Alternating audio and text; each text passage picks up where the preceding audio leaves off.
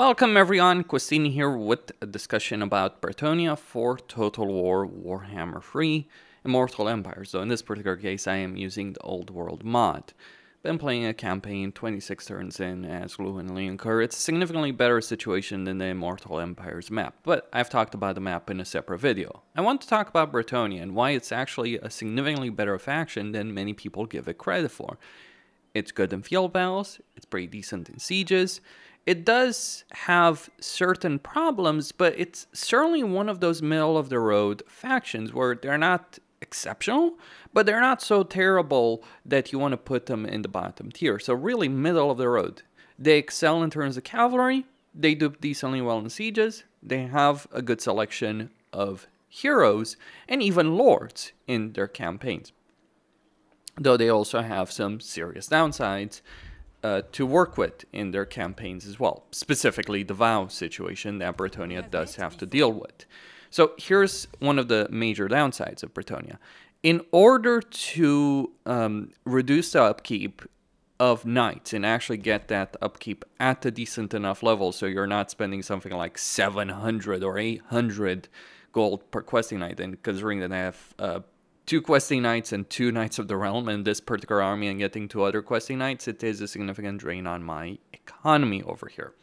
Though I am also making a decent amount of money. Not the greatest amount of money, but I am gonna get there in terms of overall income. But Bretonnia does have really powerful cavalry in a lot of ways. So you get cavalry that's great in terms of charging at tier 2 when knights aren't, or at tier 3 when knights of the realm. You get cavalry that will work pretty well in terms of cycle charging, but quite crucially, you also get cavalry that's quite good in terms of a stand-up fight. And that is with the questing knight. So you look at a questing knight, it's got most of its damage is pure armor piercing, its melee attack and melee defense are fairly solid, its armor is fairly solid. This is a unit that you can send in a melee situation and they will stand and fight pretty well considering everything. And on top of that, once you get to things like tier 4 and tier 5, you get flying units as well in your campaign. And these kind of flying units, while they're certainly very expensive units to recruit during the course of a campaign, and they're expensive to maintain, they really help in one very significant way. They help break sieges. One of the problems in sieges that any faction encounters is mobility in the siege map. Well, if you have flying units that are pretty solid melee and can hold their own very well, and Royal Hippogriff Knights, Pegasus Knights, and Royal Pegasus Knights will do quite well in terms of holding their ground against virtually everything you throw them against. Well, if you're using them, you can end up in a situation where you're just dominating the battlefield in both field battles and in siege battles. This is the real reason Bretonnia has the best cavalry in the world. It's not the Grail Guardians or the Grail Knights, though those are also really good units. It rather is the mobility that their flying cavalry units do have on the battlefield. Now, that's one advantage, and one of the most obvious ones with Bretonnia. The second advantage that Bretonnia has is siege. Yes, this might sound a bit ridiculous when you're thinking about it, but believe it or not, Bretonnia has pretty good siege when we're thinking about the campaign situation.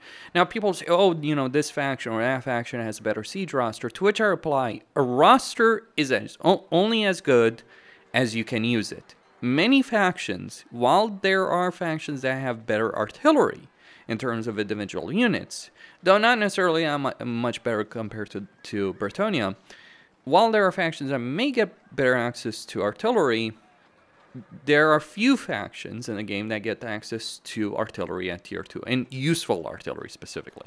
So Bretonnia gets trebuchets at tier 2. They're not the best artillery unit, but they are a good artillery unit in its crucial role, destroying walls. They'll do decently well on a field battle, less so than grudge throwers. The dwarves have the same advantage where they can get artillery at tier 2.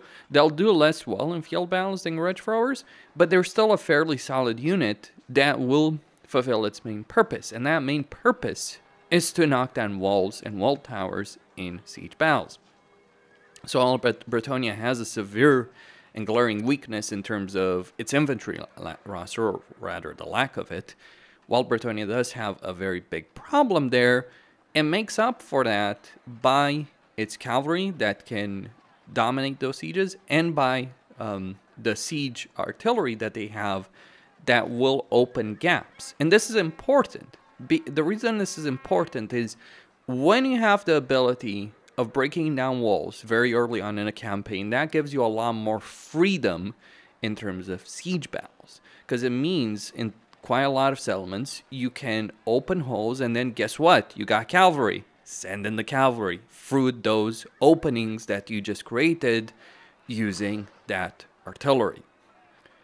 On top of that, when we're looking at Bretonnia, they also get the ability of recruiting decent enough archers, peasant bowmen, at tier 1. Nothing exceptional with regards to these guys. They're on the same level of goblin archers and imperial archers, but still a decent enough ranged option. So an early game Bretonnian army would be reliant pretty much exclusively on you getting these kind of archers, like an army like this. And then you get a couple of siege regiments renowned, and then eventually get cavalry. Now, you can't really get cavalry as quickly as you want, because one of the problems is with the vows. So that can be a significant problem. Like over here, I'm actually suffering significantly on an economic level because of the questing knights and knights realm that I have recruited over there. Now, that's just one aspect. There are others as well that do benefit Bretonnia in a fairly substantial fashion. So their range roster is decent enough, though it's certainly an early game range roster. It's not so great late game. Their cavalry roster is the best in the game, and their artillery is pretty solid. Like, Blessed Field Trebuchets that they recruit at tier 5 are honestly some of the best artillery units in the game, because they may not do friendly fire. Well, they kind of do friendly fire, so the rocks themselves may not do friendly fire. The rocks themselves may do friendly fire, but the splash is not going to do friendly fire. So that is something that you ought to keep in mind with using the Blessed Field Trebuchets. But still, it is a significant amount of power that you do have with them. And consider this fact. These are units that have magical attacks, and that is pretty important to take into consideration when dealing with certain factions. Certainly, there are some better artillery in the game than Blessed Field Trebuchets, but they do hold up. It is a very limited roster, and that is one of the problems that Bretonnia does have. Now, on top of that, with regards to all of this, Bretonnia doesn't deal with supply lines. They do have limitations. So the vows are supposed to be the limitation on recruiting a ton of knights, whereas the peasant economy is supposed to be a limitation on recruiting a lot of peasants. So peasant bowmen, trebuchets, all that, those are supposed to be the limitations. The thing is, those limitations only really apply early on in a campaign, because later on, you'll get so many settlements that your peasant economy will start booming. And actually, once you get water pumps, it's no longer an issue. In fact, you'll have more peasants than you'll know what to do with. And not having supply lines in that kind of situation is an enormous boon. So it ends up working substantially better than you might think with respect to just massing a ton of units. The vows are an annoyance, and there's no easy solution with that. They're bugged, they don't work very well. To be fair, most of the vows are easy enough. Like the Frat of Protection is easy enough to unlock. The Frat of Wisdom, that's a different affair. Like, this is the problem with the Fey Enchantress and Luminary Cur, because they have no easy way of unlocking the Frat of Wisdom. Whereas Rapunzel and Albric do have an easy way of unlocking the Frat of Wisdom, and as a result, unlocking upkeep Grey Lourdes for questing knights, and then getting the Frat of Virtue or the Grail vow. So you get, like, you get Knight's vow is easy enough to unlock. You just need to level up 5 times. Questing vow, bit harder with that. But then you get the Grail vow. That's also easy enough. You just need to kill 5 lords, which is not really going to be too much of a problem. But the vows certainly are a limiting factor. I would strongly recommend using a mod with that. You might be surprised how a mod that just unlocks those vows automatically as you level up can make a significant difference in your campaign. But here's the thing about Bretonnia. Their economy is genuinely one of the strongest in the game. Like, their landed estates can generate up to 600 income. But it's not so simple, is it? Because you then get Water Wheel, which increases the income from farms in the region by 50%. So Bretonnia, at every tier 3 settlement, yes, you do require 2 buildings, or at least require 2 buildings to build up. You don't need to keep them. But Bretonnia can generate 900 income per settlement from just two structures. You can, of course, also go with industry. That is significantly less than the landed estate, though. Keep in mind, you do need to have the peasants. Still, what is... sorry, what? What the hell is that tooltip? I'm sorry, I apologize. I just had to kind of stop. That is a bit... what? Okay. But really, Bretonnia does have a strong economy. They are limited by the peasants, but peasants stop being an issue after a while because you get water pumps, which gives you an extra peasant for each region. And then you also get Unification of Bretonnia, which gives you 10 extra peasants. So again, it's like it's only an issue early on in a campaign. But to be fair, like the early armies that you can get at Bretonnia, which are made up of peasant bowmen, wood trebuchets, wood knights of the realm, or errant knights, is a pretty solid early game army. It's not the best, it's not Warriors of Chaos or Cafe level or Greenskin level, but it's certainly a functional army. What you can get later on is a bit of a different affair. Now, let me talk about the infantry situation. The entire infantry chain is basically not worth it. The only unit that's worth recruiting in this entire chain are foot squires, and they take too much damage and auto-resolve. It is far better to just ignore the entire Royal Barracks until you're at least at tier 4 with settlements, and instead focus on getting other units. So, for instance, you can get the Grail Chapel, which can give you Battle Pilgrims, which... while they lack the armor, they have a high level of leadership, they have frenzy, so they are vulnerable against range units because that level of armor is not going to do a whole lot. And while they have a bronze shield, it's not going to stop a lot of that. But in melee, these guys will do decently well. In fact, they have the same kind of HP as foot squires, and suffice to say, they're significantly cheaper than foot squires. Foot squires will generally do better, but battle pilgrims are in a solid enough state. And besides, you would want to get the Grail Chapel anyway, because you want to get damsels. So you have a strong economy, strong early game artillery, decent range capability, and then we gotta talk about the heroes. Now, hero-wise, you get paladins and you get damsels. Paladins are not necessarily anything special. They're your typical melee heroes that have training, so that's pretty much it.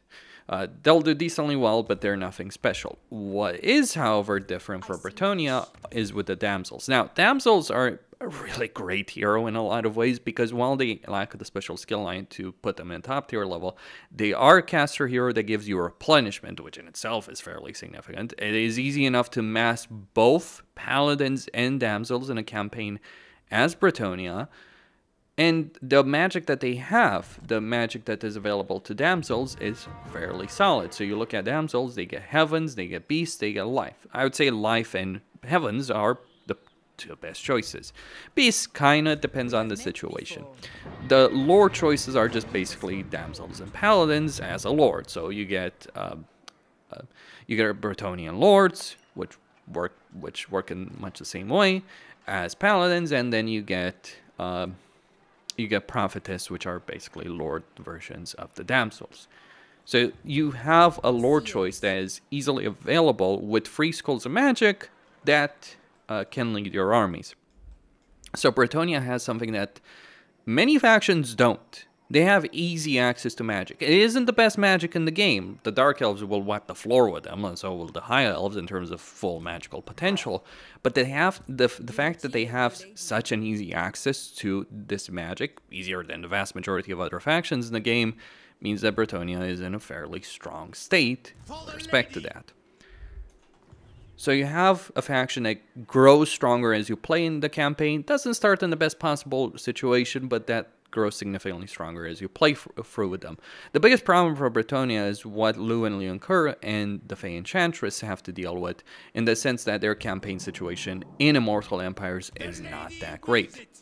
Now, on top of this, because we're not finished, what if I told you Bretonnia has flat out the best growth in the game? You might be surprised to hear that, because you might think, oh, the Greenskins have the best growth. No. Okay, first off, there's no such thing as a Bretonnian rebellion. The reason there's no such thing is you get Venerate the Lady, which gives you 10 control and reduces corruption at the same time. You will never face any kind of rebellion, or crucially, any kind of low level of control. So that means you will get extra growth just because of that. This is one of the strongest, if not the strongest commandment in terms of level of control in the entire game. And some of the Legendary Lords do have an easier time with that as well. Like Rapunzel gets free control faction-wide if you're playing her. And Albert can also do quite well in that respect. Also, on top of that, we have the main settlement buildings. Now, I'm not going to use Kurun, because Kurun is actually kind of weak, though I think the Old World did improve it. But we look at the settlements. The Tier 1 Hamlet, the basic one, the generic one, gives you 20 growth. The Tier 2 gives you 40. The Tier 3 gives you 60. Now, this is not modded. There's nothing I'm using in my campaign that's affecting Bretonnia over here except the WoW mod, which I only installed for the sake of this video. I played the campaign without it. This is the level of Bretonnian growth. They can get up to 100 growth in their campaign. Now, actually, I think they fixed Kurun, or the mod fixed Kurun. So you get 100 growth. There is no other faction, I think, in the entire game that can get that level of growth. So that means Bretonnia, so while Bretonnia certainly has a lot of things locked behind high tiers, they can get easier access to that. This is turn 26. I'm at the stage where I'm very, very close, like just 2 turns away from being able to turn Kurun into a city. And that will give me access to Pegasus Knights and Grail Knights in this campaign. And keep in mind, all the other settlements are already tier 3. But you might ask, well, what about money? Like, beyond the fact that you have a ridiculous amount of basic income, Bretonnia also have something that you may not necessarily think about, because the game is treating it as a negative, but it really isn't as a negative. So, what Bretonnia has is the following. Just as ideal over there. Bretonnia has an amazing amount of post-battle loot. This may not seem all that much, though this is just a tier 2 settlement. They get a huge amount of money from sacking settlements. They can't loot and occupy settlements, so you will have to deal with the cost of doing that to an enemy settlement. But they have a huge amount of money that they can get from looting and sacking settlements. And there is a negative trait, quote-unquote negative trait, that Bretonnia supposedly has. And I say quote-unquote negative because really it is an incredibly powerful trait that you should always get in every campaign. It does cost you up to 20 chivalry per turn, but that is insignificant. Like, honestly, it costs you more to just sack the settlement. And chivalry will not be an issue in Bretonnian campaigns, I'll say that much. Though I think I can't, well, I haven't got to the point of being able to summon a Green Knight. But point is, with respect to Bretonnia, Bretonnia's situation, they can get a ridiculous sum of post-bow loot in their campaigns. This was just a basic tier 2 settlement, and I just sacked it. Yes. You can get like 5,000, 6,000, 10,000. Like, you'll be swimming in money in a Bretonnian campaign. You literally can't run out of cash when you are playing a Bretonnia. It is very, very difficult to pull that off. Like, you need to do something as stupid as I am right here, where I'm recruiting 2 questing knights, and I already have 4 other knights as well over here in this particular situation. Though I'll make do, because Lo and Leoncoeur is about to march on Grom, and I will not run out of money in this campaign. That is just a plain fact. It's not gonna happen. And I'm already pushing towards free armies over here in this campaign. And I'm only in the negative on the economic scale because 1, I'm above the peasant economy cap. 2, I'm also recruiting a lot of knights. So you have a lot of money. You have a strong baseline economy. You have the ability of trading. You have a ridiculous amount of money you can get post-battle loot and from sacking settlements. You have amazing growth, the ability to recruit a lot of units, and you don't get hurt by supply lines. I cannot stress how incredibly powerful that is. Yes, you have the vows, and yes, you have the peasant economy, but as I stated, those are only issues in the early game. What this means is that unlike the pathetic Empire, Dwarves, and other factions that struggle, Bretonnia can genuinely steamroll the map after a certain point. Because you'll be able to maintain a absurd level of armies on the campaign map that very few factions can. Like, to give you some perspective, early on, you might be on the same level. Let's say early on in the campaign, you might be on the same level as the Empire, though you are stronger than the Empire. You don't have the infantry roster. Both of yours are crap, regardless. Though, to be fair, the great swords are much better than foot squires and easier to access. You might start on the same level of Empire, except you have artillery, which the Empire struggles to get until tier 4. So you're already stronger than the Empire from the beginning. By like turn 30, 40, you're on the level of matching the Greenskin campaign potential, not the army potential. The Greenskins do have better heroes, do have better armies. But you are able to match their economy. In fact, you will have a stronger economy. You might end up earning just as much money or very close to as much money as they are from sacking and looting settlements until they get a bunch of raiding statues and leave everyone else in the dust. But the fact that Bretonnia can compete with the Greenskins in terms of economic potential and even surpass the freaking Greenskins while being able to trade is pretty insane to consider itself. And on top of that, you actually surpass the Greenskins after a point because, again, you don't have supply lines. Vows are a pain in the neck, but you end up being far stronger in a lot of ways. That is Bretonnia in a nutshell. Now, they do need some improvements. The entire infantry roster, with the exception of foot squires and battle pilgrims, it's just not worth a damn. They could use some higher tier ranged units. I imagine, just a higher tier range unit to replace the peasant bowman, though peasant bowman will get the job done. Don't underestimate the power of the peasant bowman because they got flaming shot, they got poison attacks, they won't do a lot of damage. You'll have to rely on cavalry for that, but they can get the job done. That is Bretonnia in a nutshell. It has its issues, but damn, is it incredibly strong. The way I would describe Bretonnia is it has certain limitations in battles because of the unit roster situation, but it is incredibly powerful on the campaign map. Cosine signing out.